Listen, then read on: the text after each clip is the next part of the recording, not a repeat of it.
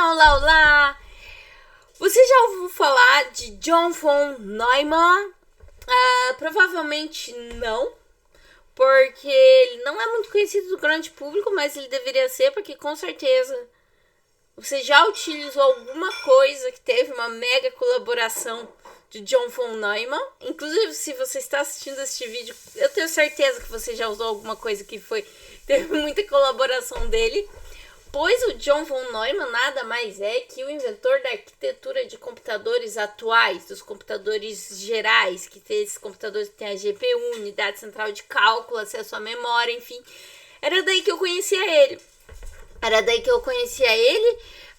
Na faculdade, matérias, sistemas digitais, arquitetura de computadores.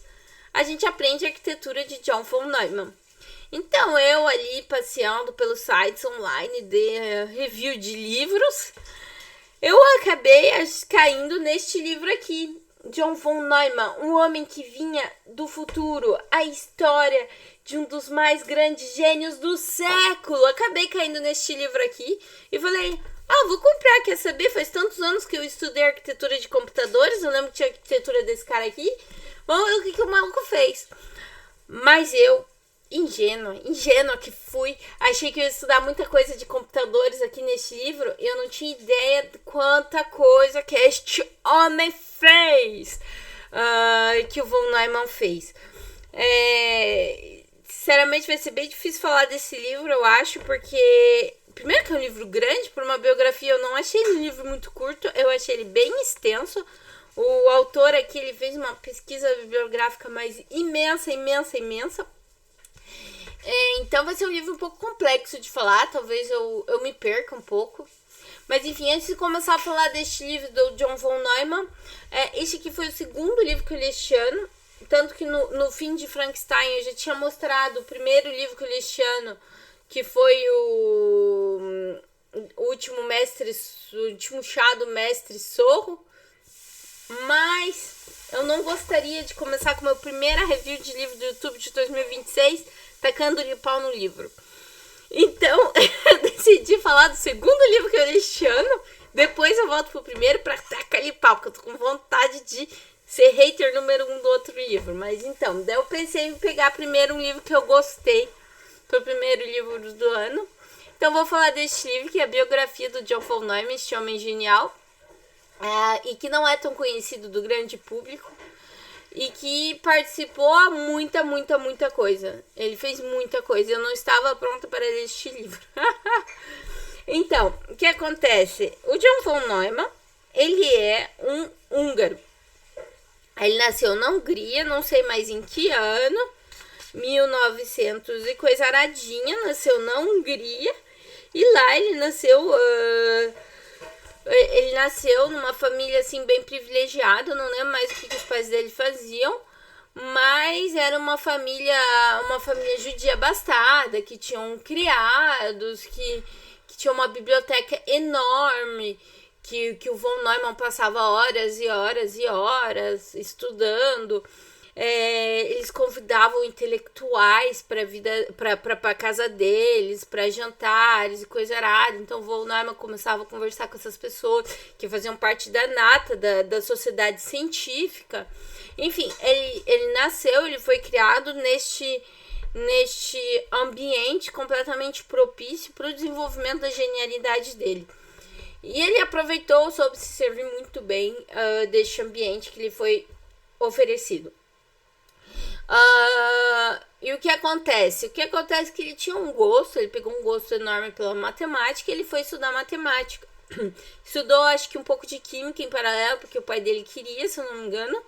Mas ele tinha mesmo uma queda por matemática. E daí foi quando ele entrou ali na faculdade que realmente o cara, abriu a porteira. Ele fez muita coisa. Mas quando eu tô falando muita coisa, é muita coisa.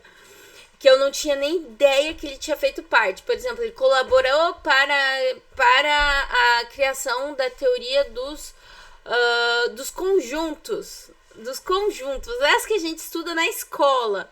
Por exemplo, ele colaborou para a solução do problema de Hilbert, que tem um nome... É um problema matemático que eu acho que é muito famoso entre os matemáticos, deve ser, ou pelo menos para as pessoas que fazem matemática lógica. Para mim, eu não conhecia. Não, mentira, eu tinha já ouvido falar, mas não conhecia assim. É um problema que, na verdade, o que esse problema afirma, e foi um problema muito importante para a matemática, eu já falo por quê. Ele afirma que tudo na matemática pode ser provado. Pode ser provado, pode ser demonstrado. E daí vem von Neumann, vem Turing, vem Gödel, que é um outro matemático, e mostram que não, que na verdade não tem tudo na matemática que pode ser provado, que a gente tem que partir de teorias, de axiomas, de meio que verdades absolutas na matemática. Se tiver algum matemático assistindo, pode me corrigir, porque eu não tenho tanta certeza do que estou falando. E daí eles mostram que não, que na verdade não é tudo na matemática que pode ser provado, entendeu? E inclusive é deste problema que vem aquela famosa frase de Einstein, que muita gente cita, que Einstein diz que Deus não joga dados. Porque no meio, assim, na mesma época que tem esse problema, vem a mecânica quântica que começa a ser criado. Então, assim, com a mecânica quântica a gente não pode prever exatamente onde que vai estar as partículas, ou observar diretamente, porque só o fato de observar uma reação vai influenciar nessa reação, nessa interação entre as partículas. Então daí vem aquela famosa frase de Einstein: Deus não joga dados. Que daí por quê? Porque ele estava do lado do Hilbert, ele estava nessa época do lado de falar que tudo poderia ser provado, tudo poderia ser demonstrado. Mas foi demonstrado que não podemos assumir essa afirmação como verdade. Então essa frase de Einstein, ela não está certa, foi mostrada que não está certa. Enfim, daí o von Neumann participou dessa parte tudo de base, inclusive para acabar um pouco com essa parte do problema do Hilbert. Foi este problema, por exemplo, que deu origem ao artigo da máquina de Turing, ao artigo On Computable Numbers, do Alan Turing, que este aí muita gente já ouviu falar, que é o que ele modeliza uma máquina. E daí ele mostra nesse artigo que mesmo uma máquina geral, não uma máquina, tipo um programa que é feito para trabalhar de forma geral, ele não consegue resolver este problema. Mais ou menos isso. Inclusive peguei por curiosidade esse artigo, já deve ser domínio público, do Turing, Computable Numbers, e meus amigos, parecem hierógrafos. É incompreensível. É tudo com símbolo matemático, são os lógicos matemáticos, né? As pessoas que desenvolvem a lógica matemática, eles falam, eles comunicam em outra linguagem, sabe? Então, assim, recomendo, pesquisem por curiosidade, é um Computable Numbers, Alan Turing, e é louco. Enfim, tem toda essa parte, foi meio que a parte inicial da vida do von Neumann, que ele trabalhou realmente com essa parte de matemática pura, e nesse meio tempo o nazismo estava montando na parte Europa Leste, né, na Alemanha, etc. Então eles resolveram migrar para os Estados Unidos. Lá nos Estados Unidos ele foi convidado para ser pesquisador associado, professor, etc. Vários lugares, vários institutos de pesquisa, mas ele ficou principalmente trabalhando em Princeton. Não lembro se de cara assim que ele mudou para os Estados Unidos ou não. Mas o que acontece é que era o início da Segunda Guerra. E ele pegou uma versão absoluta por tudo que era a Segunda Guerra na Europa, assim, né? Ele saiu da Europa, ele foi para os Estados Unidos e ele se tornou realmente um americano. E ele foi convidado para participar do programa para o desenvolvimento da bomba nuclear nos Álamos. Esse mesmo do Oppenheimer, que apareceu até o filme essa época. E ele foi um dos... A gente não sabe, eu não tinha ideia que ele tinha trabalhado nisso, eu não tinha ideia que ele tinha trabalhado toda a parte da base matemática, mas também no desenvolvimento da bomba nuclear. ele trabalhou muito no desenvolvimento da bomba nuclear, da bomba hidrogênio também, junto com o Edward Teller, que foi outra pessoa que eu já tinha lido bastante sobre e que trabalhou sobre esse desenvolvimento da bomba. E ele trabalhou demais. Ele, por exemplo, foi a pessoa que calculou e que projetou e que descobriu, que constatou que a bomba, se você estoura, que se ela explode antes de atingir o solo, ela vai desgastar, vai causar mais destruição do que se ela atingir o solo.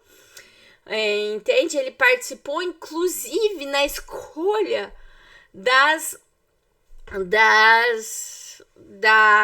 dos alvos das bombas nucleares de Hiroshima e Nagasaki. Ele queria, inclusive, jogar a bomba em Kyoto, na cidade que tem cara de ser linda. Só que teve um dos caras lá que tava na comissão de escolher os alvos, que ele passou lua de mel em Kyoto, ele não quis. Ai, gente, que absurdo. Mas, enfim, ele trabalhou bastante nessa parte da bomba. Essa parte eu fiquei muito, né, assim, sabe? Porque, tipo, é muito triste de ver como uma pessoa tão... Não, ele fez muita coisa, não tem. Mas ele ficou bastante obcecado pela bomba, assim, sabe? Daí o que deixa triste é realmente pensar que tem tanto progresso tecnológico, tanto progresso científico que foi feito pra destruição, sabe? E ele trabalhou bastante. Tiveram muitos cientistas que no final do programa dos Los Alamos, quando as bombas foram atingir o Japão, Hiroshima e Nagasaki, tiveram muitos cientistas que falaram assim, nossa, eu não sabia que era pra tanto civil e tal, coisa lá, ficaram meio que chocados e se afastaram.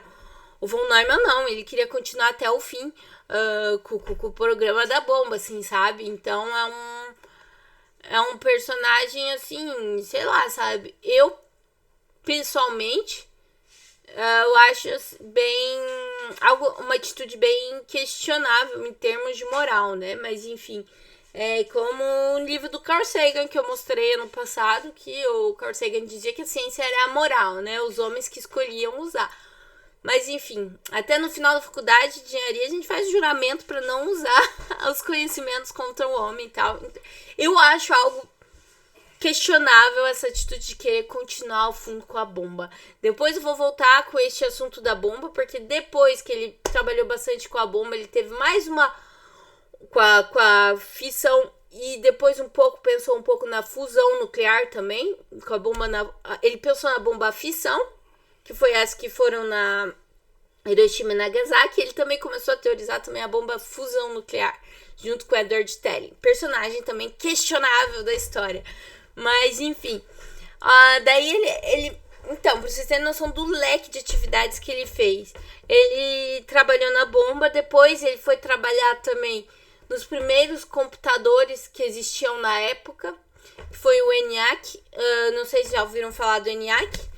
Eu vi ele no museu em Londres, se não me engano ele tem em Londres, o ENIAC, mas é um negócio enorme, tipo, sabe aqueles, deixa eu tentar ver, será que não tem a foto? Eu acho que tinha a foto do ENIAC aqui em alguma parte, mas enfim, era um computador, tipo, com válvulas a vácuo, não, esse aqui é o de ENIAC, com válvulas a vácuo que eles colocavam para representar os números binários, enfim, ele meio que trabalhou no ENIAC, mas não ficou muito tempo lá.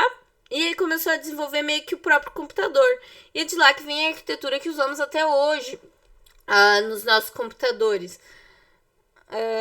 Não tem a foto aqui do ENIAC.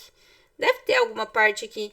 Mas enfim, e daí foi lá que daí ele começou a desenvolver a parte dos computadores, a arquitetura dos computadores que usamos até hoje. E que na verdade... vem toda aquela discussão com o Turing, que todo mundo conhece o Turing como pai da computação, ele realmente é. Porém, o Turing, o que ele fez foi o primeiro programa de forma completamente teórica, e quem fez de verdade, na forma prática, foi nosso John von Neumann. Mas não conhecemos o John von Neumann como pai da computação. Mas, enfim... E daí ele que desenvolveu esse meio que primeiro computador para poder justamente rodar os programas com a lógica proposta pelo Turing. Depois da computação, ele também trabalhou bastante. Foi um dos fundadores da teoria dos jogos. Inclusive, tem capítulos e capítulos da teoria de jogos, sabe? Não, foi muito bom. Foi bom ter aprendido a teoria de jogos. Me deu até vontade de fazer um código para simular e tal. Principalmente da parte do The Game of Life, lá, do jogo da vida, né?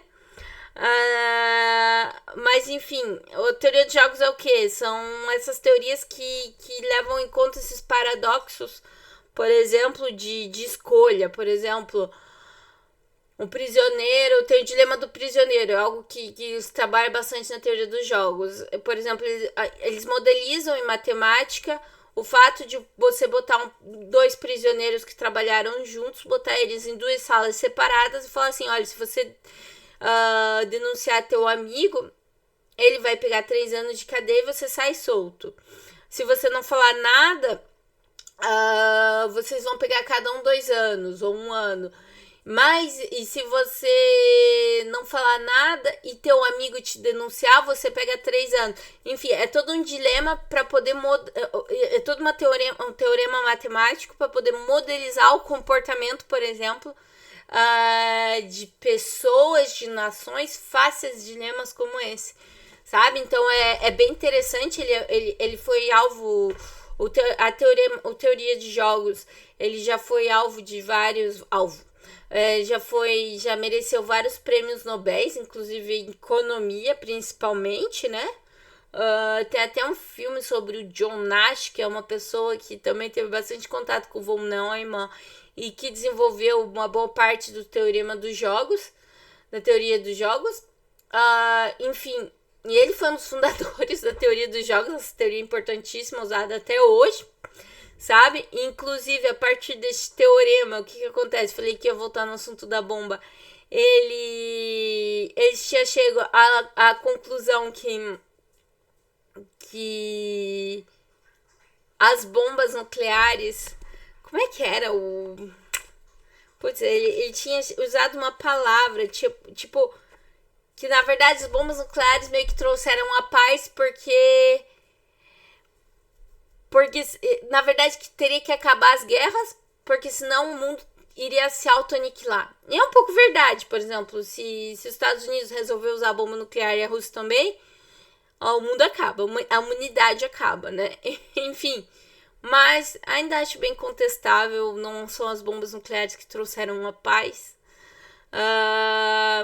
Enfim, e a teoria final da vida dele foi ainda mais uma outra, que foram a dos autômatos, que foram de máquinas autorreplicativas. Podemos falar isso? Acho que podemos falar isso. De máquinas autorreplicativas, que são máquinas que vão se autorreplicar, de autômatos. É daí que vem o jogo da vida, que eu mencionei antes na parte da teoria de jogos, mas não tem muita coisa a ver. E é o jogo da vida que eu fiquei com vontade de fazer em código, porque é bem legal. Pesquisem aí no Google jogo da vida e tem umas imagens bem legais.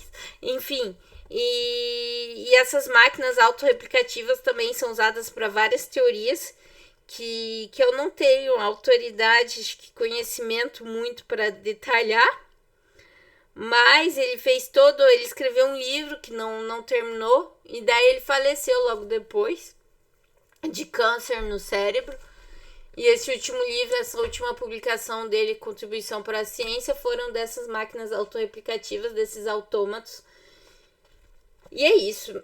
Enfim, este livro, como eu falei, é um livro bem denso. Por quê? Porque essa pessoa que escreveu este livro, o Anânio, ele fez uma pesquisa extensa sobre a vida do John von Neumann, não só sobre a vida, sobre as teorias e todas as implicações que as teorias dele tiveram. Então, é um livro bem denso no sentido que você não vai ler só a vida de alguém, você vai ler as teorias de alguém matemáticas, você vai ler as pessoas que usaram essas teorias para aprofundar mais e desenvolver novos horizontes matemáticos, enfim. E eu fiquei impressionada com tudo que o von Neumann fez. Ele foi uma pessoa que participou de vários domínios de inteligências e assuntos diferentes, porque a partir de 1900 e pouco ali, as pessoas são bem mais especialistas, né? As pessoas, você não vê Einstein dando pitaco em Alan Turing, mas você vê John von Neumann dando pitaco em Alan Turing e Einstein, entende? As pessoas são bem mais especialistas, sabe? Mas ele não, ele fez tudo, ele colaborou no ápice da ciência, na ciência, no mais alto nível de ciência, ele colaborou em várias áreas diferentes, em vários assuntos que deram prêmios Nobel baseados em coisas que ele disse. Então, assim, eu fiquei bem impressionada, realmente, foi uma das pessoas, um dos maiores gênios do século, realmente, inclusive tem várias entrevistas de prêmios Nobel que dizem que ele é um dos maiores gênios do século. E o grande público, as pessoas em si não sabem, eu mesmo não tinha noção de tudo que ele tinha feito, sabe? E eu acho que é realmente por isso, porque ele encostou em tudo, ele fundou várias bases para várias coisas e que daí outras pessoas foram aprofundando. Mas foi uma pessoa absolutamente genial. O livro foi muito bom, foi muito completo. Eu acho que a minha única crítica é que às vezes ele estudou bastante, essa pessoa aqui, para escrever o livro. Mas às vezes ele ia muito em profundidade. Tipo, a parte da teoria dos jogos, cara, interessante, mas eu não aguentava mais. Eu não aguentava mais ler, sabe? A parte da teoria dos jogos, sabe? Tiveram partes assim que, sabe, no início que era física, quando ele tava aplicando a matemática dele pela física e tal, eu não parava de ler, assim, sabe? Eu acho que até mais ou menos essa parte aqui, quase metade, ele sem parar. Daí começou muito bomba, obsessão pela bomba.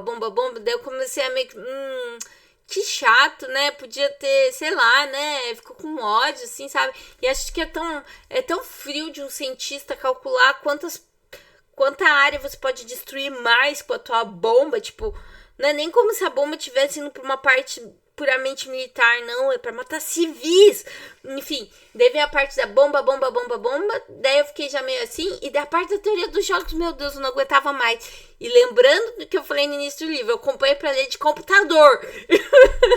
Não, mas enfim, ele falou também de computador, foi um livro muito bom. Não é uma crítica assim, falando não leia o livro, não. Mas só que tem partes que são bem que ele vai bem, ele aprofunda bastante o assunto. Então tem que estar preparado para isso. É um livro que você vai usar assim, tipo, por exemplo, quando você às vezes lê um livro de história, assim, normal e tal, você meio que viaja e tal, você imagina as coisas. Aqui é analítico, você usa o cérebro, assim, quase o tempo inteiro aqui do livro, para tentar entender essas teorias. Se você como eu, não conhecia, às vezes, por exemplo, em profundidade, ou só tinha ouvido falar da teoria dos jogos, coisa errada, vai pensar, assim, tem mesmo na parte no início, para esse problema de Hilbert, tem vários exemplos, analogias, tem imagem das matrizes com a resolução do Hilbert, com a resolução do Schrödinger, sabe? Tipo, é algo que vai em profundidade. Então, é um livro que você vai ter que absorver muita informação de física, de matemática, de engenharia. É um livro denso, mas é um livro muito bom, se tiver com tempo, com cérebro, sabe? É um livro, porque às vezes não dá, né? Às vezes chega cansado do trabalho e tal. Eu comecei a ler ele, eu acho que eu ainda tava em férias, então acho que foi tranquilo no início. Por isso, talvez na parte que que eu comecei a teoria de jogos, eu já tinha voltado a trabalhar. Eu acho que talvez por isso que eu tenha ficado mais sacuda, sabe? Porque eu já passo o dia inteiro no trabalho, pensando, escrevendo, coisa nada. Você chega, deixa eu entender a teoria de jogos aqui. O cérebro já tá pedindo arrego. Mas enfim, mas é um livro muito bom, recomendo, muito bom livro pro primeiro vídeo do YouTube, não o primeiro vídeo do ano, infelizmente, deveria ter escolhido um outro livro para começar o ano, não o Mestre Sorro, deveria ter começado o ano por este aqui, foi muito bom, realmente recomendo. De 0 a 10, eu vou dar um 7. Vou tentar ser um pouquinho mais exigente esse ano. Não, vou dar um 6,5. Não, mentira, vou dar um 7. Nossa, aprendi tanta coisa nesse livro. Se você é um fã da matemática, da física, das ciências, é pra você. Muito bom. John von Neumann, um dos maiores gênios do século. E o próximo livro que eu vou falar vai ser o outro ali, né? O outro. Enfim, já tô terminando meu terceiro livro do ano. E esse aí vai ser bom. Mas enfim, então tá, até a próxima. Fiquem com a palavra do John von Neumann, um dos maiores gênios do século. Até mais!